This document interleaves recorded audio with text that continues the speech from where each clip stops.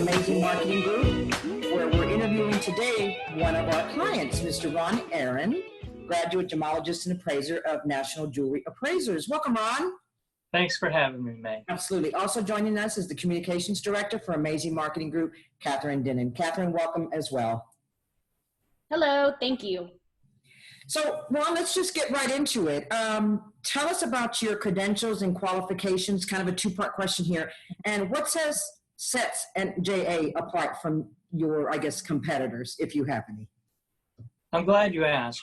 This question comes up quite often. People typically don't understand how and what to do to get their jewelry appraised. So they typically go to the Yellow Pages, or they go to the local Joe Jeweler, and the Joe Jeweler has a beautiful jewelry store but has no formal training.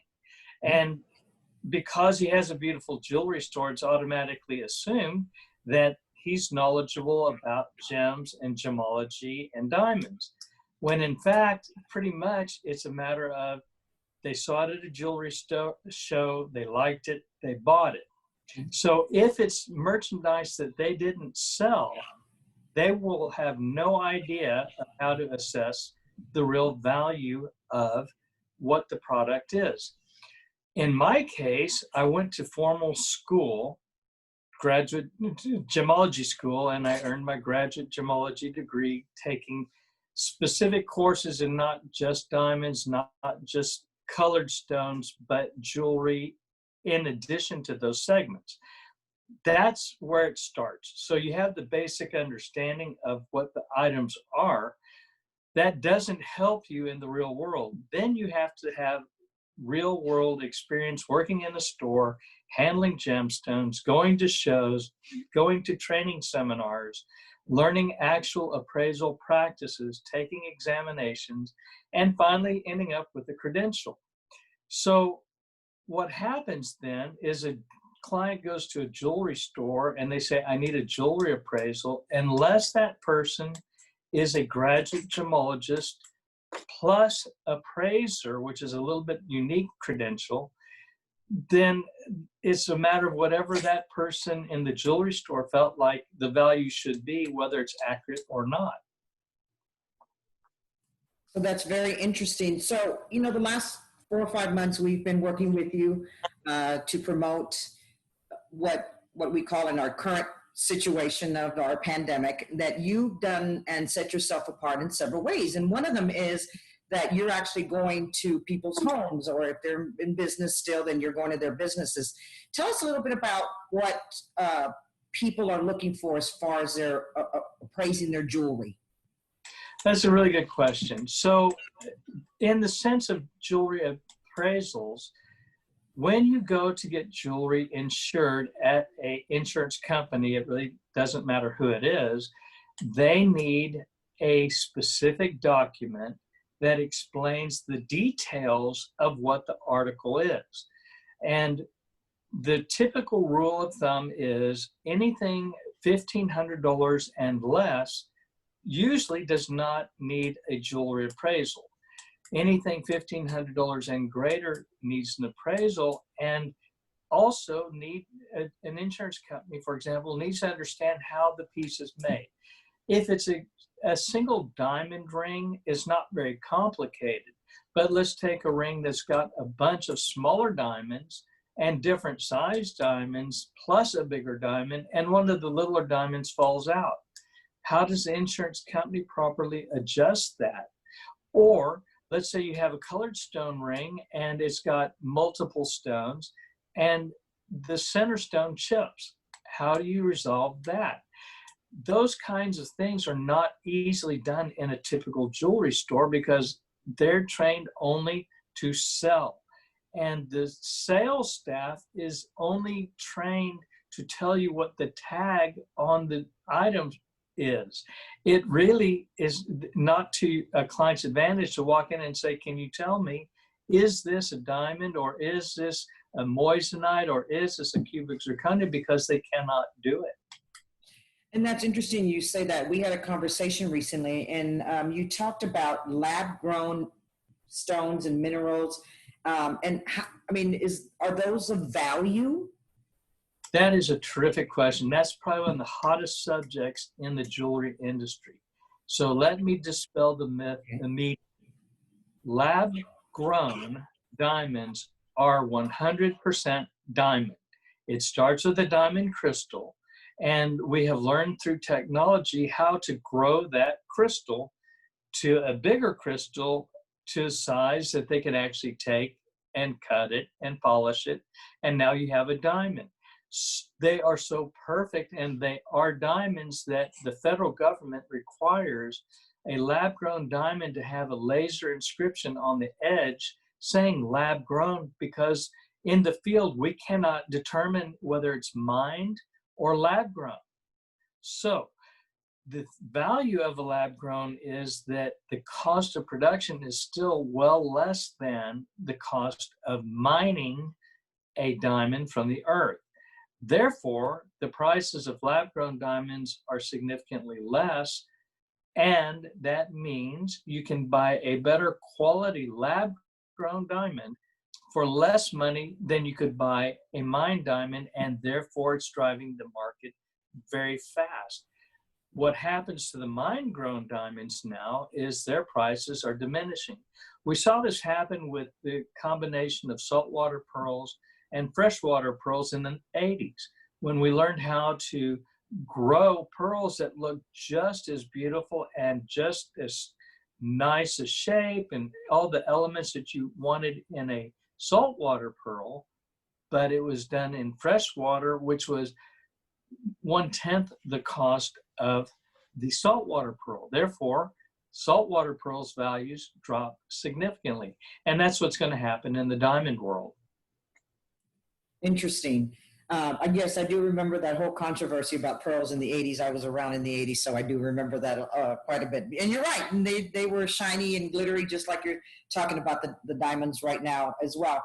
So other than for insurance purposes, and let's say I know that I have some nice pieces, how do I make an appointment? How do I go about getting this appraisal? And like I said, other than insurance, why should I have an appraisal on my jewelry? Great. So let's start with this. The first reason you need to know what you have. Jewelry is not all the same. You can get a gold looking piece of jewelry that's made with a gold plating, and it looks just the same as real jewelry or genuine jewelry, but it's $1. Whereas that if it was a gold chain, it might be several $100s. So you need to know for fact what you have as an asset. What happens quite often in my case, think of me as a doctor that makes house calls. The old school, you used to see it on TV. Well, that's really the role I fill. You either purchase a piece of jewelry or you're given a piece of jewelry, which is a whole very interesting situation. And you're given a piece of jewelry from someone. Let's assume some scenarios, because this could be interesting for a moment.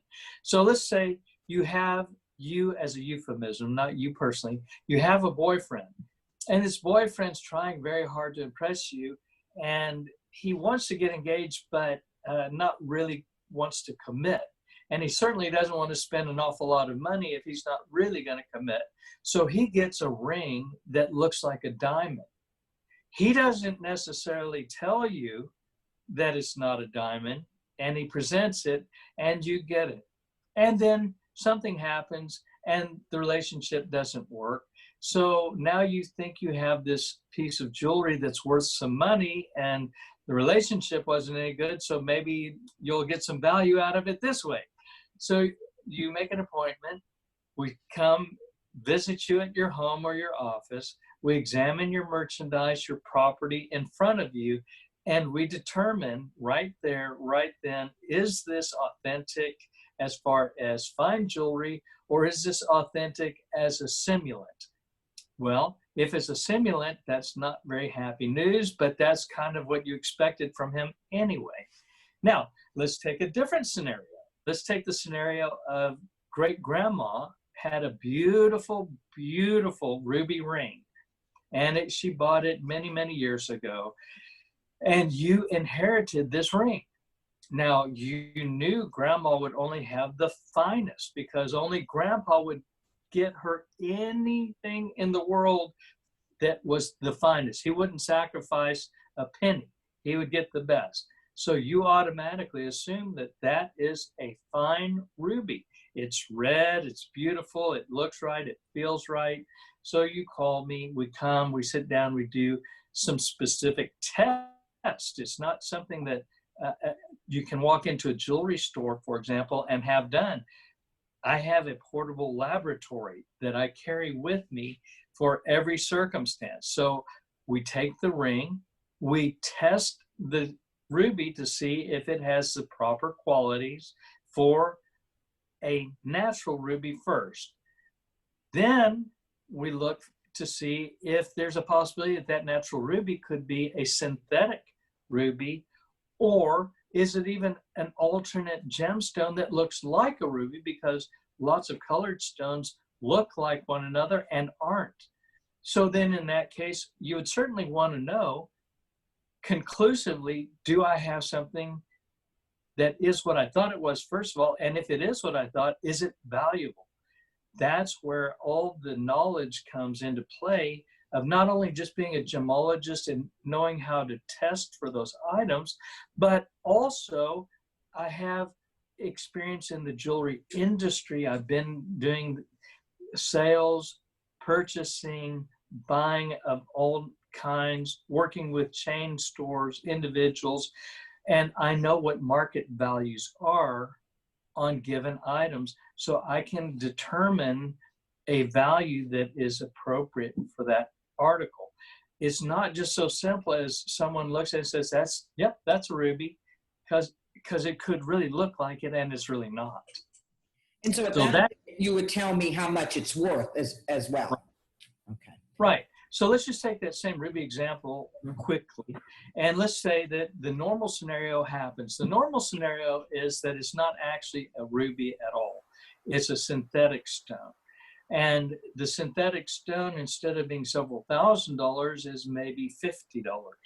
Well, you'd want to know that, because if you're insuring it, you want to insure it for the value. I had a client who was given a Rolex watch by his dad, and the story behind it was that he purchased this watch many years earlier and waiting for the son to become old enough to appreciate it. And the son was now old enough, needed to get the watch insured. So they called me and they asked me to examine the watch. In this case, it was a Rolex. This case happens with all high-grade watches. Omega, Cartier, Audemars Piguet, all the high-end watches, this same scenario can happen. So I get to the client, I'm examining the watch, and Rolex watches specifically have serial numbers and model numbers in a particular location. They have particular markings that are specific to their brand in a particular location. And the materials that it's made with are specific to the model that this particular client had. So the first place we start is we look for the model number and the serial number. And lo and behold, there's no model number and there's no serial number. So that automatically sends up a red flag.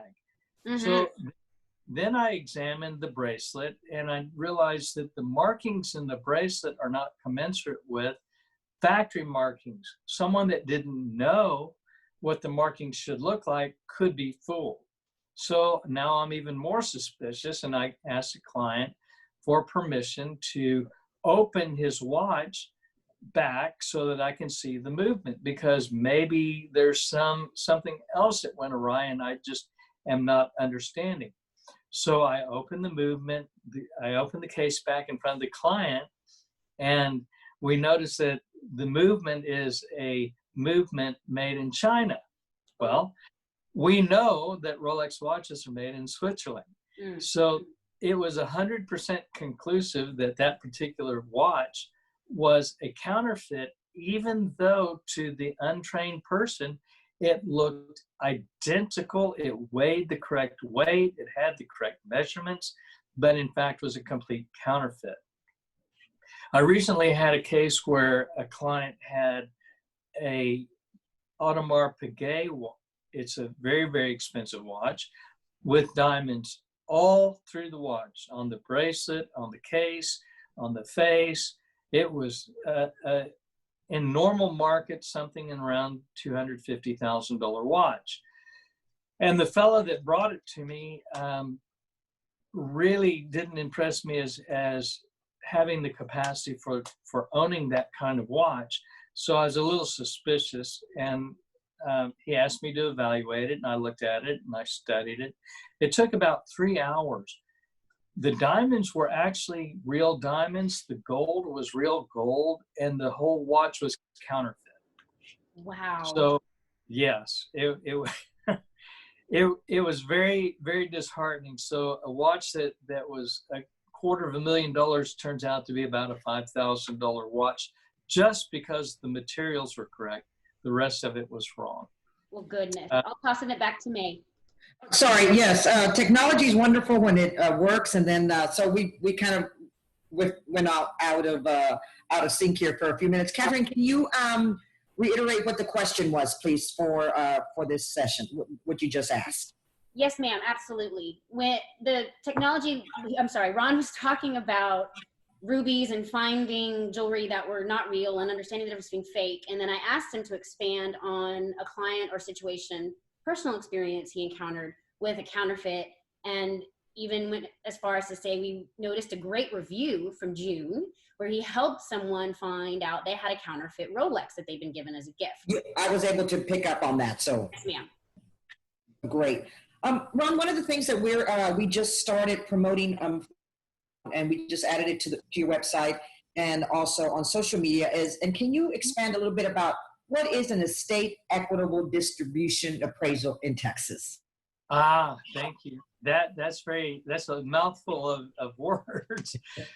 Essentially what happens is when an estate has to be settled, the estate has to be settled in what's called an equal distribution, meaning the money gets separated among people correctly. And that appraisal is very different than an insurance appraisal in that appraisal is only the value of the materials that make up the article. It has nothing to do with labor and design and manufacturing. Sometimes the price will be affected a little bit by if it's a signature piece, for example, a Cartier, a Tiffany, a recognized house. Otherwise, it's based on what the actual value of the metal and the gemstones, if there are worth between a knowledgeable buyer and a knowledgeable seller. So let me just make it simple. Let's just say you have a 14-karat yellow gold wedding band. First of all, the wedding band is 14 karat, pure gold is 22. So we have to back out all of the metal that's not pure, and that leaves about 55% of pure metal. Then we go to the current market of metal today at that time, and we determine how much that particular item weighs, and then we do the math to come up to a value of what the market is. So, for example, let's just take a ring that's a $450 retail. In real terms, that might only be a $75 to $100 ring. Then you have an actual cash value that you can make an equitable distribution with. All right, but that explains it. So, post-pandemic, and I hope it's sooner rather than later. What do you think what will happen to the value of jewelry? Is it going to be the same? Is it going to be higher? What if you look into your crystal ball? What do you think is going to happen post-pandemic? Well, it's quite interesting. I don't think that it's going to have any impact. Frankly, as a matter of fact, gold is skyrocketed. Gold today is approximately what it was in 2009, and in 2009 it was the highest it's been in history. We haven't broken history yet again, but metals are approaching historic values, which is quite unusual, really, because there's nothing really driving the market. Historically, jewelry goes up somewhere between 8 and 12% a year, no matter what it is, unless you have a different type of competition come in. For example, lab-grown diamonds are competing with mined diamonds. But this isn't unusual, because we've also had lab-grown emeralds, lab-grown rubies, lab-grown sapphires. So it's not unique to just diamonds. And I don't see that metals are going down. The whole reason, May, let me tell you the real truth. Are you ready? This is the real truth, and this is historic since biblical times. The whole reason jewelry exists is it is transportable wealth. That's it. Yes, people wear it for adornment, Sure. but the truth is, the whole reason it exists is because you are able to take your assets and put them on and wear them. And when and if you pass, the next generation inherits, that wealth has actually increased. And it has been increasing since biblical times, even till today. There has never been a time in history where jewelry has devalued. Now, this is very important. When I say this, I'm talking about the raw materials of the jewelry, not the item itself. So you and I understand that over time, styles change. Back in the 80s, nugget jewelry was very popular. And I just recently examined a piece. As a matter of fact, I've got it right here. Get a good giggle with me. I don't know if you can see that. Oh, yeah. Is that beautiful? Well, that's been sitting in somebody's drawer since 1985, because that design died in around 1985. So the value of this isn't in regards to the design, it's in regards to the metal. So that's what I'm talking about in transportable wealth. Diamonds historically, since, let's take a more recent experience, when people had to flee countries and they would sew jewelry into their clothing because it's not detectable. Well, earlier on it wasn't detectable. So diamonds have gone up in value from the previous generation, and therefore that's transportable wealth. That's the real purpose of jewelry. Adornment is secondhand. I still have a Cougaran, so guilty as charged from the 80s. So I'm going to hold on to that piece. It's got a beautiful bezel on it. Yeah. Well, here's the thing about a Krugerrand, and this is interesting that most people are not aware. Not all gold coins are the same value. Even if it's a 1 ounce gold Krugerrand, it is actually 10% less valuable than a United States coin. Oh. Currently, and not because of any reason that I can explain, but currently a Chinese panda coin is devalued by 25%, even though it's still pure gold. It's a market. I'll hold on to it. So I've got nieces and nephews. Maybe it'll be worth. Maybe they'll appreciate it. It was actually my mother's, so that that was very 80s. You're right. Well, let me give you an answer to that, though, May, because this is very interesting. So let's assume, pick a year that you think your mom purchased that or got it. I would say 82, 83. Right.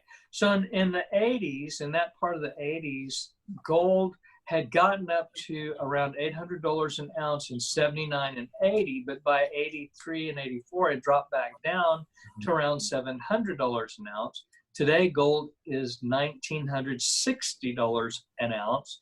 So now that same coin is $1,200 more valuable than when your mom got it. Yes, ma'am. Okay. Yeah, and this afterward. yeah, well, and this brings up a point that I also tell clients that when you inherit estates, we already know that the jewelry designs are typically obsolete. So what do you do with it? Well, you could give it to another relative and they're going to do the same thing you're going to do and go, well, what do I do with it? I'm going to stick it in the safety deposit. So what I tell clients is right now, the market is the highest it's been virtually only one other time in history. You're better off to sell it to a dealer for the value of gold and get the cash value and put that cash into something that makes money than you are to let it sit and keep insuring it, and you're not getting either pleasure or value. And that's true of sterling silver flatware too, by the way. Oh, okay, good to know. We've thought about appraisals and things like that. If let's go back to my grandmother's real diamond or real ruby ring, and it's missing a couple of diamonds on the side, and maybe the prong is broken. Is that something you could fix? Totally. That's one nice thing about jewelry is that even aged jewelry, and I'm not talking about antiques that are actual valuable antiques. There are a few of those. Just because it's old doesn't make it antique in terms of quality. But jewelry, because of the precious metal factor, is repairable. Diamonds, you may not know this, and I want you to be clear, do chip and break. They just don't scratch. So what happens to a diamond that chips? Diamonds can be repaired. They will lose weight, but not necessarily a lot of weight. A little chip, though, could be very detrimental to the value of the stone, and that's why it's important to fix it while it's still a little chip. Think of a rock chip in your windshield. It's little now, but next time it gets really hot and your windows are closed and the heat expands your car, that crack went across your windshield. Same thing can happen with a diamond. That's good to know that you would be able to repair the jewelry as well. They are. Catherine, I'm going to throw it to you for one last question, and then if you could tell us on social media where we can find National Jewelry Appraisers, and then I'll wrap it up. Absolutely. Yes, ma'am. Thank you. Ron, my question is a little bit more, in my opinion, I would love to know a little bit more about why you got into doing this and what it takes to, you said you take your tools to the appointments. I want to know a little bit about your trade, about why you do it. You know, you talk about being able to repair and do designs. You're not just a gemologist, you're a jewelry connoisseur. And, you know, so I want you to tell us more about you. Thank you. Okay. So, as I said earlier, think of me sort of as a doctor that makes house calls. I am a doctor of diamonds and colored stones. I am not a PhD doctor. I am a practical doctor with knowledge and skill specialized to understand and detect and determine not only what the stone is, but that in fact it is genuine. And in order to do that, I carry with me a complete laboratory that I would have in an office space, only it's portable. So I have a microscope, I have a refractometer, I have a leverage gauge, I have a polariscope, I have ultraviolet light, long wave and short wave light. I have all types of measuring tools and tools to weigh physical weights and different types of equipment that enable me to, on any given assignment, examine the piece from the most basic detail to the most important detail to arrive at what the article actually is, not only just in value, but actually what do I have? If we refer back to the watches real quickly, right now, counterfeit watches are so easy to see on the street and so difficult to detect in person. So that's one thing. Why I'm so unique is because I bring that knowledge to the client. I don't sit behind a desk in a closed room in a clinical environment. I chose to bring this information to the public. I chose this a long time ago. In the United States, there are maybe another 150 gemologists at the same level I am. So if you think about how many jewelry stores you have in any given city, and then you try to figure out how many of them have gemologists, and then you take my 150 number, you can see we're in very short supply.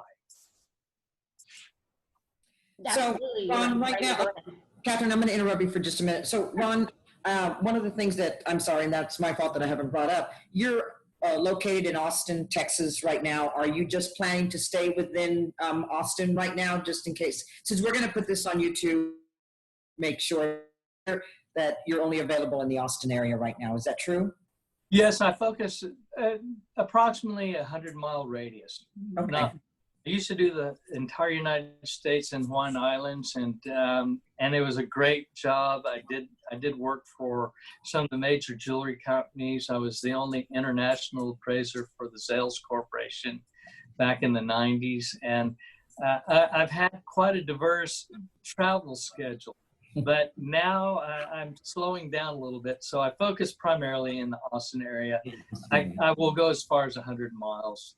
There's a small travel charge, but it's worth the experience. You learn quite a bit during the visit. Oh, well, I'm sure. And for those of you that are listening in on YouTube and are in the Austin area, you can go make an appointment on nationaljewelryappraisers.com, and it's $100 for 2 items. Is that correct? It's $100 per item. Per item, I'm sorry, with a 2 minimum Per requirement. item. Yes, ma'am. So, Catherine, where can we find them on social channels? Yes, ma'am. Absolutely. The National Jewelry Appraisers can be found on Facebook page at National Jewelry Appraisers, as well as on Instagram at National Jewelry Appraisers. Wonderful. Ron, any parting words before we wrap it up here today? I think the most important takeaway is there is a lot of fun and interesting information to know about diamonds, colored stones, and jewelry. However, it's not so easy to get that information. So feel free to reach out. I'm always happy to visit with clients and share information, and be wary. Be wary that what you're getting is what you're supposed to get. Be sensitive that not everyone in the jewelry industry is looking after your best interest. That's true. That's true. That's why you go to experts, right? Yes, ma'am.